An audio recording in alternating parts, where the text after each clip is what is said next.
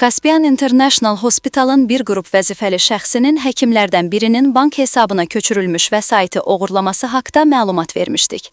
Sfera az məlumat verir ki, Telegraf cinayət işinin yeni təfərrüatlarını əldə edib. Xəbərə görə, xəstəxananın vəzifəli şəxsləri işdən çıxmış həkimin əmək haqqısının köçürüldüyü bank kartını ondan xəbərsiz bloklatdıraraq yenisini sifariş ediblər. Daha sonra həmin yeni kart vasitəsilə həkimin hesabındakı 11.000 manat məbləğində pulu ələ keçiriblər. Əldə etdiyimiz xəbərə görə, kartından pul oğurlanan şəxs tanınmış mama ginekoloq Aytən Səfərovadır. Aytən Səfərova Caspian International Hospitaldakı işindən ötən ilin dekabr ayında ayrılıb. Aytən Səfərova işdən ayrıldıqdan sonra onun kartına 11.000 manat köçürülüb. Bir müddət sonra Aytən Səfərova kartında olan vəsaiti nağdlaşdırmaq istəyib. Ancaq məlum olub ki, onun kart hesabı bloklanıb.